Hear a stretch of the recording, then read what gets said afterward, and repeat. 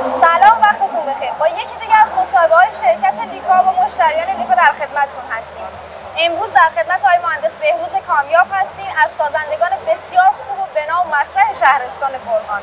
امروز می‌خوایم راجع به پروژه‌ای که سال 98 با آقای کامیاب داشتیم یک گپ و گفت کوتاه با هم دیگه داشته باشیم. خوب هستین آقای مهندس؟ متشکرم. خیلی خوش اومدید. باعث افتخار ماست که در خدمتتون هستیم. آقای مهندس توضیح کوچولویی در مورد پروژه‌تون می‌فرمایید؟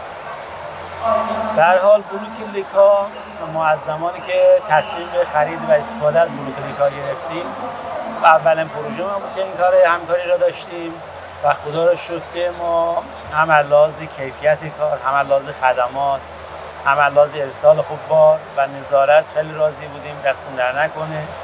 جهت خوب پروژه های برای عایق بندی پروژه، جهت اجرای پروژه خیلی راحت بودیم. دستون در نکنه. ما تشکر می‌کنیم. آقای کامیاب، از زمان بازاریابی تا عقد قرارداد با شرکت لیکا آیا همه مسیر راحت بود جلو رفت؟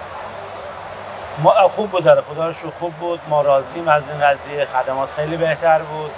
عقد قرارداد و برای پرداختی‌های ما هم خیلی خوب بود. راحت بود. ما خیلی راحت بود. تو بحث اجرا تیم اجرایی شما با مسئله توی در واقع پروژه مواجه نبودن؟ با توصیه‌هایی که اول شده بود نه.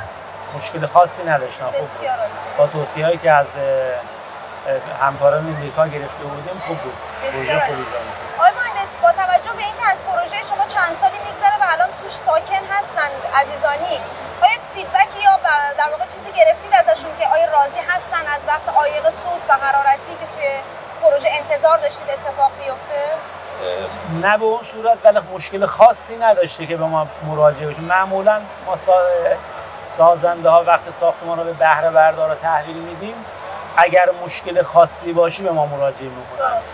مگر اینکه مثلا خود ما بخوایم بریم سراغشان که سوال کنن کیفیت کار به چه صورته. ولی اگر مشکل خاصی باشه مطمئنا به ما مراجعه میکنن. ولی توی این پروژه همچین چیزی نداشتیم. خدا رو 100,000 مرتبه شکر. آقای مهندس، ما توی پروژه همراه شما بودیم. تو پروژه‌های بعدی هم همراهتون خواهیم بود.